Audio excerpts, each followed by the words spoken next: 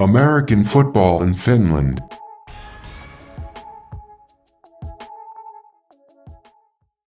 The voice in your ears and the face on your screen. I'm Perfect Purvis, and this is American Football in Finland. Today, I'm joined by my co-host, Coach Q. What it do? Yes, sir. Yes, sir. What up? Back at it. The AFF podcast is available everywhere you listen to your podcast, and you can see us visually here on YouTube.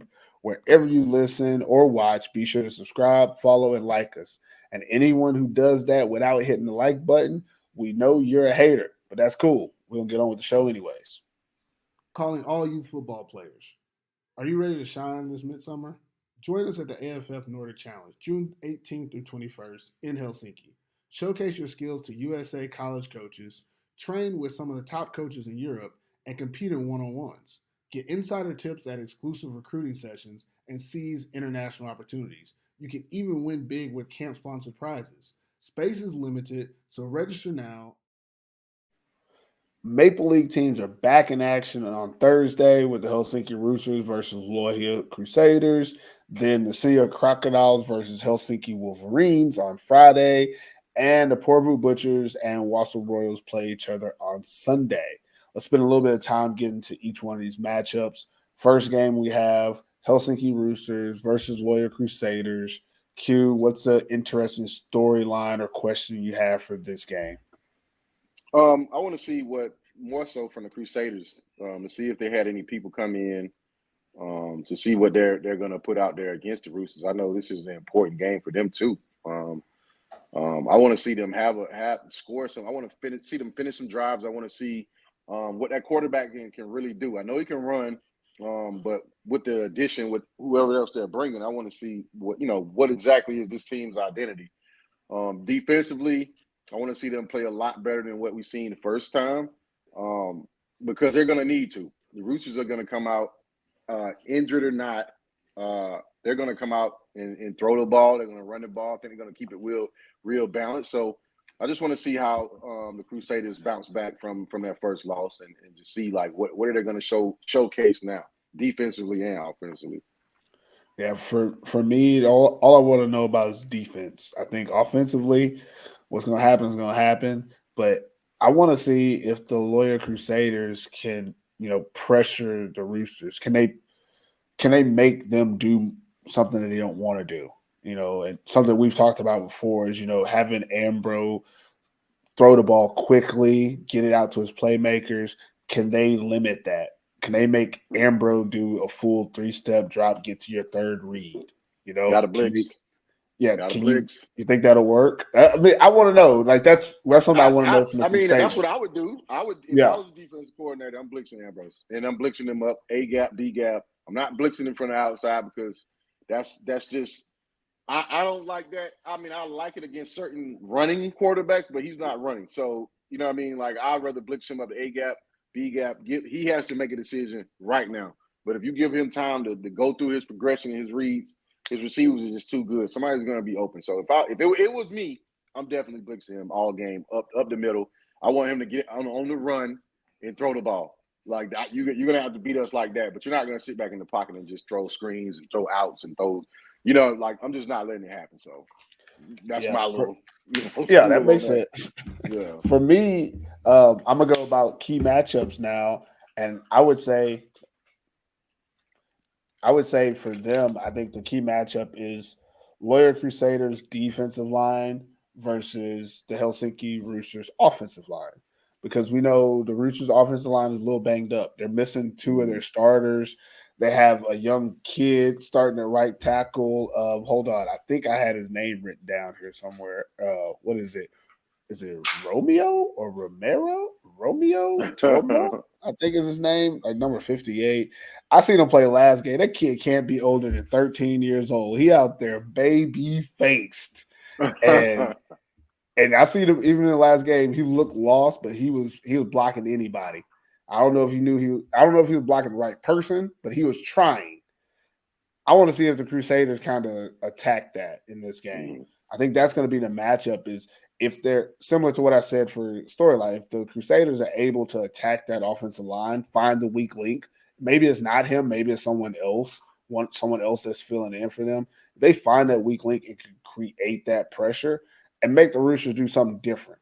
Because so far, the first 2 games that the Roosters played, they've been able to do exactly what they want to do. What they wanted to. Yep. So, I mean, I don't know what they look like when they're not allowed to do that. So that's what I would like to see. And I think in this matchup, the Crusaders D line versus the Roosters offensive line is really what we're going to be looking for. What about you? What's a matchup you think you want to see in this one?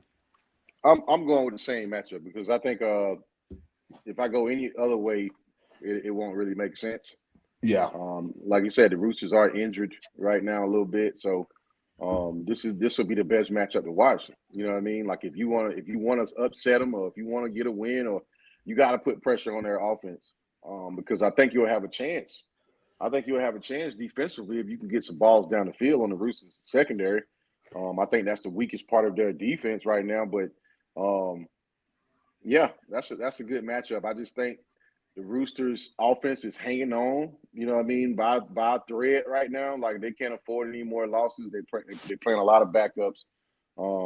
So this is the time for Aloha to make a statement. I bring so much pressure, boy. Hey, look, you're gonna have to run a sweep every play for us to get the ball off. I blitz safeties. I'm blitzing everybody because either he makes one throw and throws it deep, or he don't. You know, he gets sacked. So one thing I know about young quarterbacks, the more they get hit, the more rattled they get, the more bad mistakes they make. So if the Crusaders want to have a chance in this game, that's exactly what they're going to have to do. Otherwise, Ambrose is going to have another W. Yeah. Moving on to like interesting aspects of this game. I was just looking at like who's home, who's away. Is this going to be the Roosters' 3rd consecutive home game? Like, because we've only seen red jerseys, right? Yeah. Like that's crazy that they got 3 home games. And you know what? Smart. I'm gonna say, you know what? Smart. Hey, you know what? I'm gonna say it. I'm gonna say it in case nobody knows. Roosters usually do get a very favorable schedule. Like their schedules usually go very in line with what they want. So 3 home games, that's how you want to start a season so you don't start 0-2 like you did the year before. Like, I mean, that's a favorable way to do it. Almost as favorable as the Steelers playing against the 2 worst teams first, but that's for later. Sorry. But an interesting agreeing to these games. I want to know who's agreeing with them because who's scheduling these games that they get to play every Thursday at home? This will be a 3rd Thursday at home game. No, I think last week was on Friday, actually. But still, you know, they playing during the week at home, so ain't nobody got to miss work. I mean, they still have injuries, but in theory, they would have been able to have everybody at every game. They haven't had to travel in almost a month. That's pretty cool. That's pretty cool for them.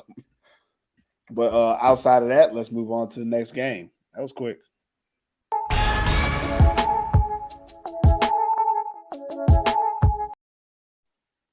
All right, next game we have is Seinäjoki Crocodiles versus the Helsinki Wolverines. Storyline or question you got for this one, Q? Seinäjoki Crocodiles against the Helsinki Wolverines. Only storyline I have is how long is Christian Powell going to play in this game?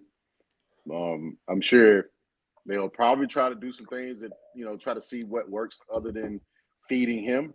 I think Christian Anthony will have a big game this game, obviously. I think it'll be a lot more throwing than probably running, just to get that passing game a little more intact and a little more chemistry from him and his receivers. Wolverines, I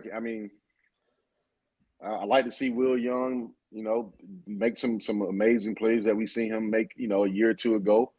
To try to give them a little hope. They're going to need a kick return, a punt return. They're going to need something like that, something big to have a chance in this game because the Crocs defensive line is going to dominate.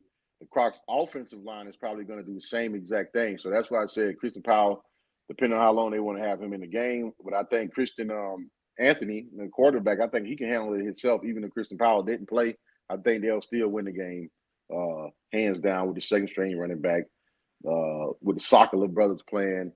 You know, we probably see a big throwing game right now from the Crocs. So that's the matchup. If we say matchups or whatever, an interesting aspect, I would say that matchup-wise, it's definitely going to be the Crocs.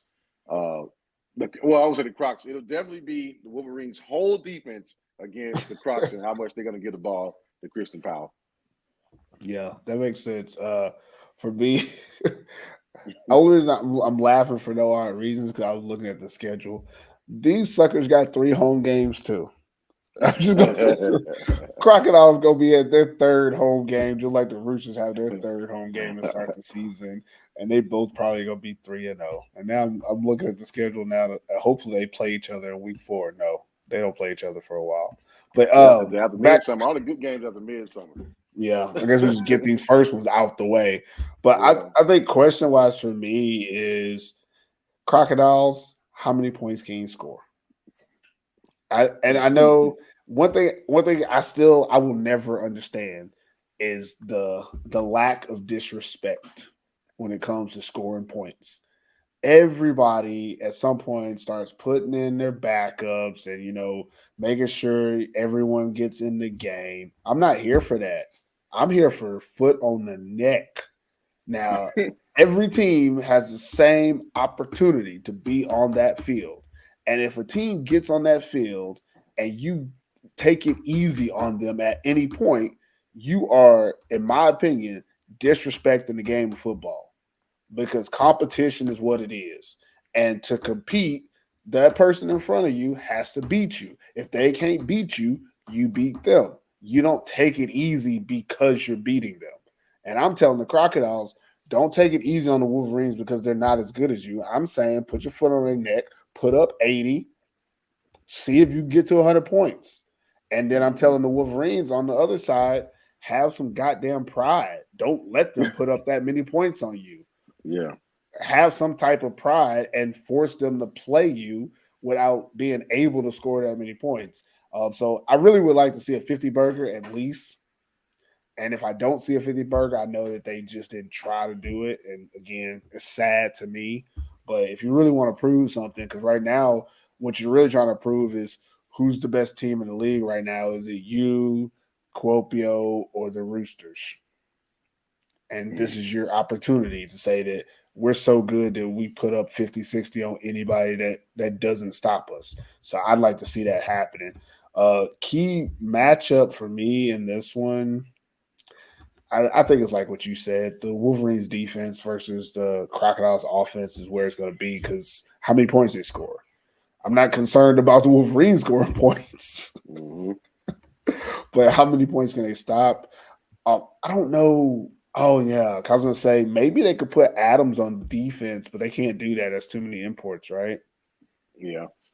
I'm not sure what they could do to try to stop them. They're going to have to figure something else out because I think Alvin Reels is going to be good for them at linebacker. I think he's going to make some plays, but I don't think he's going to be enough, especially once they start passing the ball. Because those I don't think they're going to be able to hold them receivers at all. It's going to be tough, though. And then interesting aspect, like I said, they got another home game. That's just craziness. Also, another interesting thing is, do they get Christian Powell a New Jersey? I know he ripped the last one, like the whole arm got ripped. So I want to know, do they get him a New Jersey or is he going to be wearing a different number? And I'm sure he's gonna be in his. I'm sure Christian Powell has more than one. I'm pretty sure they got more than one for him in there. I wonder because most teams don't really do that. So I wonder, like, if he's going to be wearing like the same jersey, or maybe he's wearing like a last year or a year before. Like, I think he could end up wearing like an old Crocodiles jersey because it's only been a week. Not like a super old one, but Christian like Powell got another jersey, man. I know he do. But the same exact one. Like, think about it. Like, what? Yeah, he do. You think so? I don't know. The all-time rushing leader. He definitely has his own other shirt, other jersey. He should.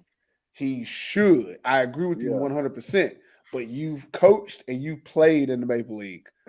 They ain't just holding extra jerseys for all the play. This ain't college. And it's only been a week since he tore his jersey. So, like, I just wonder, or maybe they send him back out there with the same jersey pack. No, they ain't going to send him out in the same jersey. Yeah. But I think he has multiple jerseys, but I don't know if he has that exact jersey twice. Gotcha. Maybe he does, though, because they've been wearing kind of – I want to find out because they have different jerseys where, like, the letter outside of the letters like highlighter green and stuff. So it's a little bit different than what they're wearing now. And I think he's going to be wearing like the one they wore before.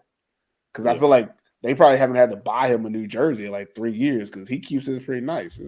Ain't nobody touching him except for last game. And just to throw this out here, this has nothing to do with it, but we didn't talk about it on last show. That was real petty of DeMarco Artis to rip his jersey anyways. But, you know, it is what it is when you're getting beat out there, right? You get beat out there. That's what happened. He couldn't tackle him, so he ripped his jersey because he didn't take him to the ground. Just ripped his jersey. Ugh, I can't get you down. I'm going to rip your jersey. But, yeah, that's this game. Let's go on to the next one.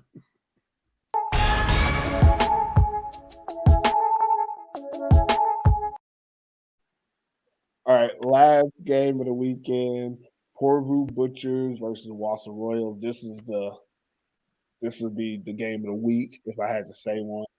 Q, storyline question in this one for you. Who's going to stand out in this game?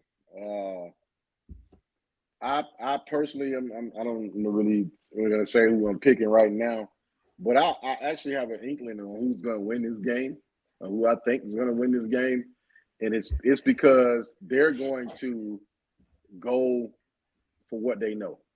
You know what I mean? If that makes any sense. And I just think I'm gonna say Royals have to make a decision on how active they want their quarterback to be in this game because the Butchers have an active quarterback, and I think this is the first time that the Butchers will be able to breathe and actually not be pressured the way they've been getting pressured. So I think Brandon Gwynner will look a lot better in this game. I think the Lucas Arella, they have time. They will have a chance now to make those big plays because of Voss's back end.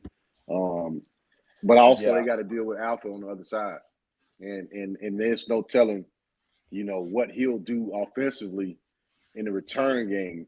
He can change the game. So this is actually going to be, I think, a pretty good game. I just want Vossa to release the quarterback and let him run.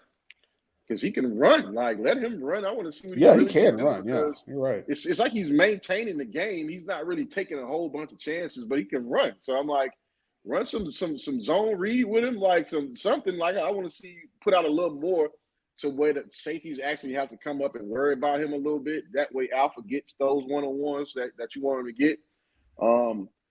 I don't know what the plan is for Alpha defensively for Porvoo, but I can assume that Zach is going to be on whatever side Alpha goes to, even if they don't bring the corner, but they'll probably put the corner on. I want to see if the corner will be on him. I don't think he will. Well, that'll be tough because what the Royals did last week was they put Alpha in the slot. So now you can put the corner. Slot. I would put the corner in the slot with him. I would definitely, and I'll just have Zach help out. Other than that, I'm not worried about any other receiver that Vossa has. Not saying that they can't make the plays because they do have receivers that can make the plays, but I'm just saying if we lose, I'm going to lose because number 4, I'm going to lose because the other guys are scoring, not because of Alpha. You know what I mean? So I'm interested to see what they do. And he's on the other side. Brandon Gwynner is probably going to get the ball to Mickey. He's probably going to get it to Miko Sepinen a lot more. They need a win real bad. I know the Butchers don't want to go down 0-3 right now because that's a harder thing to climb back from. And in any case, you know what I'm saying? So I think we're going to see. I think we're going to see a little more of their identities this game on both sides because I think it's an equal playing field this game. For me, the question is, who's going to win? Somebody got to win because both of these teams are 0-2. One of these teams is going to be 0-3 at the end of this. Somebody is going to start the season 0-3, and from what I thought before the season, both of these are playoff teams. One of y'all is going to be 0-3, and you're going to be one of the teams that probably not going to make the playoffs. Because I feel like it's going to be very difficult, like you said, very difficult to go 0-3 and then still make the playoffs. I'm trying to think of who – they've both played the same teams, haven't they? They both played the Roosters and the Crocs. Yeah. So you lost to the same teams. I know we're not talking about last year, but I think the Royals beat the Butchers twice last year and said they didn't feel like they were real champions. You know, off screens type stuff, not official. But I've heard some guys from their team say, you know, we beat them, so we feel like we could beat them again. It's a different year, different team, obviously. But I do think going into this game, the biggest question is who's really going to show up and like Mm-hmm. win, because this is a playoff game for both of these teams at this point, because it's really going to determine where you're going. Because after this game, you're either in dire straits or you're like, okay, now we can start playing ball again. So it's really interesting to see. Let's go into the matchups for this one, because what are you looking at? What is something you think is going to be a key matchup for these two teams?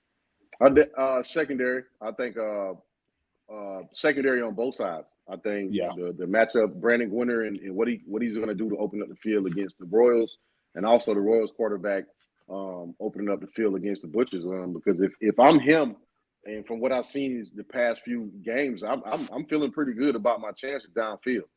I'm feeling good about it. If they go to some trips, they go to some empty, they can really hurt the Butchers. I'm gonna just be honest. Like if they can go to it and execute it, they can really open. And then Swolsey, not to forget about Swolsey. If Swolsey has a 200-yard game against the Butchers, they're gonna win the game. They need 150 to 200 yards against.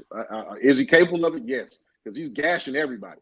Yeah, so he's getting his yards. What I mean? So if Swolsey can have a game like that where he's over 100 yards and the offense is open to where they can pass the ball, I think Boston has a really, really good chance. So I think that both secondaries on both sides, that's going to, even though they don't go against each other, but I think their play will decide a lot on how this game goes.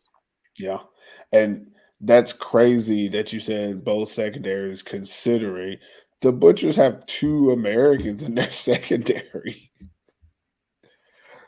And it ain't gonna mean much. Like, not saying that the 2 guys aren't great, but it's like the way that they play them, for some reason, they're not in the position to make those type of plays. So their defense is still bad. And then on for the Royals, I mean, the secondary just not what that is, unless you have like Alpha in there. For me, the key matchup is gonna be Alpha versus everybody.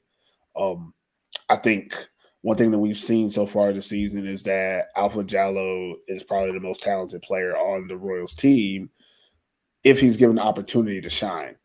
And I think in this game, for him to really set himself apart and make sure he has his impact on the game, I'm going to need a special team. I need a punt. I'm going to need a kickoff return. I'm going to need something taken back to the house, because I don't think the Royals are going to get him the ball when they need to, but also think that he can take the ball if he needs to.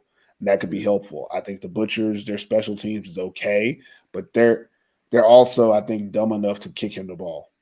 I think they're dumb enough to kick him the ball. Yeah. And if you do that, if you kick him the ball, like you did that to yourself. There's a lot of pride out here in Finland. And people are like, I'm not gonna be afraid of this one guy. I'll be damned. I'd be damned if I ever kick the ball to Alpha Jallo. Ever. I don't care if he don't score.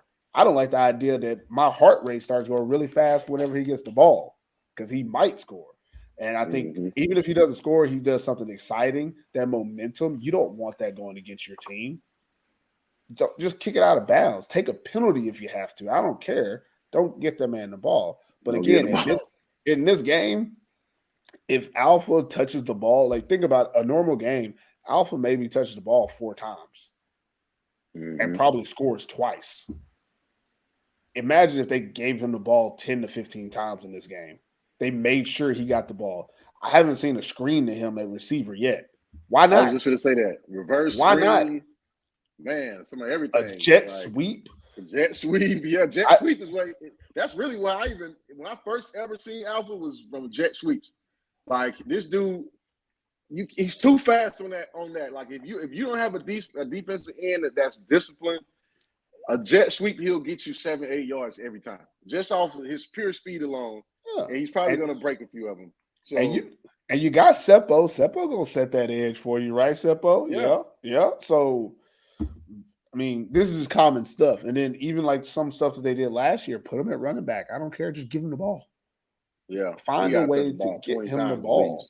Yeah. As long as him and Sawosty are touching the ball, they should be fine. But again, if he's able to do what Juice does, they can win almost any game any week. But again, they have to give him the ball. That's why he's my key matchup, him versus everybody, because if he can get the ball close to 10 times in this game, he's going to score 3 or 4 touchdowns, because that's just who he is. Interesting aspect of this one, it's on Sunday. No. It's the first Sunday game. I guess that's interesting. Oh, I'm going to this game also. So if you see Perfect Purpose out there, holla at your boy. I'm being Porvu. I've been invited by Porvu to come on out there, so I'm be out there. I'm being Porvu. I don't think we're gonna do any like actual media stuff. I'm just gonna hang out, enjoy the game, and I always do have a good time in Porvu, so I might have a beer or two as well. Who knows? Yeah. I'm all about enjoying the football experience. Porvu does a good football game though. They have a very good atmosphere. Everybody is really into it, so it should be an exciting game. But that's all 3 games for the weekend. Let's get into our picks. Are you a fan of the American Football in Finland podcast? Show your support in style. Rock our logo proudly on hoodies, t-shirts, beanies, and snapbacks, all designed for fans like you. Join us in celebrating American football in Finland. Grab your gear and be a part of the AFF community. All right, before we get into them, pick 'em rankings. First place, Andy B is 6-0, and then tied for second, Coach Q, Chris Green, Coach Mike, all 5-1, and then tied for, I guess, fifth, Swami, Perfect Purvis, Jamal Clay, we're all 4-2, and bringing up the rear, LEM is 3-3. So that's where we're at. It'll shake out later. I think I'll get better as the season goes, but. Picking winners of the Maple League games is not easy, but we like to give it a shot. And we already discussed the game, so we'll briefly go over who we picked and why. Our picks will be available on Instagram at American Football in Finland, where you can make your comments. No need to give us personal DMs. Put it on the comments so the algorithm, boost our stuff. But Coach Q, who are your picks and why? First, tell us your picks, then tell us why. Whew. I won't say it in any order. I'm going Sanioki because Sanioki is just a better team than the Wolverines. Who we got next? Washington Royals against the Porvo Butchers. Yeah. I'm going Porvo. You going Porvo? I'm going Porvo. I think Brandon Gwynn and the offense will get it together. I'm going, and that's why I'm picking. It's a hard pick for me, but just from what I've seen from Voss's defense, I just think Brandon Gwynn, this game will be his game because I don't think Voss's secondary will hold up enough for them to keep the win. And who we got now? The Roosters. Roosters versus the Crusaders. Roosters versus Crusaders. Roosters are injured right now. But they got the hot spot right now. You know what I mean? They got the hot spot. So Crusaders, I haven't seen enough to pick them over the Roosters. And even though my guys are coaching there, I can't be biased and just pick them because they there. I think the Roosters will win this game convincingly. I think they'll win it convincingly. Yeah, I'm going the same exact picks. Roosters, they're just a better team. It is what it is. Crocodiles, same thing. You know what? I'm just throw this out there. I feel like the Crusaders and Wolverines really just ruining everything for me each week because those games, I just don't see either team being good enough to like compete similar to what it was last year. So obviously you go with the other team, and then I want to do a weird pick for the Butchers Royals because. You know what? I'm just going to put it out there. I'm going to put it in the Lord's hands, and I'm going to go with the Royals. I'm going to go with the Royals, but it's a catch-22 Royals. Okay? When I go with the Royals, I feel like the Royals can win the game. They legitimately can win the game. But I also feel like if I go against the Butchers, they might win the game. So I'm doing it for both teams. I feel like the Royals could win the game, but also the Butchers can win the game. But if I pick the Butchers not going to win at all. They got no chance. So I'm going to go for the Royals so that both teams have a chance to win. Now they're going to take the invite back. Well, I was going to say I'm also going to be at the game, and they'll be like, "Hold on, you can't come in because you chose the other team." Well, I'm gonna go with the Royals just simply because I think that they can win, and I'm not gonna say that I think they're the better team, But similar to like what you said, I think they at least have an idea of what they want to do. I know we haven't really seen it in the first 2 games, but I think going into this game, they're at that point where now they want to do something specific. While I think the Butchers, we said it offline before, they just got rid of their offensive coordinator after 2 games. And they're a team that we expect to score a lot of points. So I feel like they're not comfortable with themselves. They look in the mirror and they don't like what they see. And that's tough. That's always tough. DeMarco got to play defense to end this game. If the Vossa makes that move, that could change a lot of what they do in this game. But I think if he plays backer against a predominantly passing team, and they actually have a good running back, but I would rather Cofield do his thing and I just help run support. But if they plan on beating them with him at backer, then it's actually going to put them in a bad position this game. So I think he needs to be a rusher. And you know what's crazy? I didn't say this in the last podcast when we were talking about the review, but Butchers have a problem. Their right tackle, he not it. I don't know why I didn't say this yet. I had it in my notes and everything. I forgot to say this. That right tackle, if they had like DeMarco Artis go against that right tackle, it'd be about 8 sacks in this game because number 51, he's one of the Osavada brothers. I don't know which one he is, but I think he's I don't know which one. There's 2 brothers, 65 and 51. They're twins. 65 plays guard, good player. He's Maple League ready. The other kid, he's not Maple League ready, and they got him in the Maple League. And he is a liability for that offensive line. Last game, they changed that left guard. Like I said, they got a guy who's a little bit lower to the ground. Still not in the right position, but he's lower to the ground, so they fixed it. But their right tackle was giving up the butt all game. Again, that pressure. When you did see Brandon Gwinner scrambling, he's going to his left. Why is he going to his left? Because he's getting pressure from his right. Because his right tackle is not doing anything. And I think the Royals probably saw that just like I saw it. Like, I'm not even like studying film, and that's something I noticed is that if I want to beat them, I just put my guy on their right tackle and say, go get him.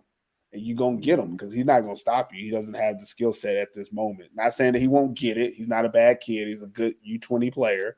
But at this point, that's not who I want playing tackle for me. I'd want someone a little bit more experienced. Last year, actually, he played tackle, and they kept moving him out of the tackle position in these type of situations. These are situations where they would have to move their linemen. And maybe they need to do that again, which also begs the question, now that I'm talking about linemen, I think it's weird they have an American at center for the Butchers. Like, for the Butchers, yeah. I mean, I understand he play multiple things, but I wouldn't. I mean, unless he just want to be protected like that, I mean, I'd want my guy to be one of my tackles personally. Yeah. But they have a center. I mean, he's a good player, but a center usually helps and gets to do double team. Yeah. So I don't know how much that American center if the league is crazy American defensive line heavy, then I can see you having somebody who controls the line, and you need somebody who's, or if they're running a lot of stunts and blitzes and stuff like that, which nobody does. That, but you're not playing against that here. So I mean, I would have went tackle too, honestly. It's 100%. I think the Royals went tackle. I think their left tackle is American guy. Yeah. Which that makes perfect sense to me. Which if the Butchers had did that, you'd be able to move your left tackle to right tackle, and then your ends would be good, and you'd be okay because Gwinner is more of an outside runner. So as long as he can get outside, you're good. So you can run that zone read with Cofield, man. Let it open up a little bit. Might look a lot better too. I know Gwinner pulling a lot though. He pulling a lot, trying to make stuff happen. He might need to just hand it and let the offense open up for him sometimes. Yeah, I don't want to see him running for his life all game. Yeah, block that backside in. Fuck it, block that backside in and let him run the true zone inside zone, I guess. But that's the picks. Oh, Chris also has the same picks. No, same picks as you, not me. I forgot. I went Royals. I originally did go Butchers, but I'm going with Royals officially. Chris picks the Roosters, Crocs, and the Butchers like you did. Easy picks. I think everybody's going to pick that this week. So I might be the lone wolf. So that's it. Let's get into the last words. Hey there, fans of American football in Finland. Want to show some love and support to your favorite podcast? For just €3, you can buy us a cup of coffee and help keep our podcast running strong. But why stop at one cup? Why not support each host with a cup? Visit buymeacoffee.com and show your support today. Cheers to keeping the conversation going. That's it for this episode of American Football in Finland. Any last words before we get out of here, Q? No, just lastly, man, a shout out, to Christian Powell again for the amazing things that he's done and we've been able to watch over the years. I myself been around Finland a long time. I've seen a lot of great running backs. I was privy to play against and see Stokes play, which is to me that level of Christian Powell is probably, to me, and the impact that they've had for the teams that they've played for on that same level. Christian Powell, man, shout out to you, man, for sticking with Finland, with Finland. A lot of players come to Finland and they play a year or 2 or 3 years, even 4 sometimes, and they want to move around and go to other countries, and that's cool and everything. I was one of the guys who stayed in Finland the whole time. Didn't really want to change because I just liked the atmosphere. I just liked what I was doing. And I know that takes a lot, you know what I mean? And just shout out to Christian Powell for what he's done for the game of football in Finland, the good games, the games that we've seen him just do crazy things. I just want to give him his flowers, man, because it takes a lot to be away from America, to start another life in another country, and still play ball and still have fun doing it. You know what I mean? So shout out to Christian Powell, man. Enjoy. He doesn't seem like a selfish guy. It's not like he didn't even really – like after he got those yards, he just turned back and went right back to the field. Like it wasn't no pointing to the crowd or none of that. Like he's just one of them guys, man. It's a good dude to have on your team, and I just want to give him some love, man, because I know it's a lot to deal with when you're in Finland, especially in Santiago. So, I just want to say shout out to him, man. I hope he enjoying everything that he's doing. We are noticing it. It's big ups to him for that, man. Yeah, I mean, you said it all right there. Definitely big ups to Christian Powell. I think it's also to be noted that he's heavily involved with that Crocodiles organization. He coaches the juniors. He does the athlete op training and stuff. He does some of the personal training for some of those younger players. So he's really like in the culture there in Seinäjoki, and he has a very big presence on that organization and what they've done. A lot of those players look up to him and actually have, grown up with him over the last, 7 years? He's been in Seinäjoki? Is it 7 years? That's a long time. That's over half a decade. He's made an impact on that organization. You can see from the team that he plays with, since he's been on that team, they've been a playoff team every year after that first season. And they've been to 2 or 3 Maple Bowls now, I think. So, sure wish they win one, but that's a whole nother thing. Yeah. Didn't mean to throw that in there, but it is. Good luck to all the teams this weekend, and we'll see you next week right here on the AFF podcast. Make sure to subscribe, follow, like, and share on all social channels at American Football in Finland. Until next time, never forget. Yeah.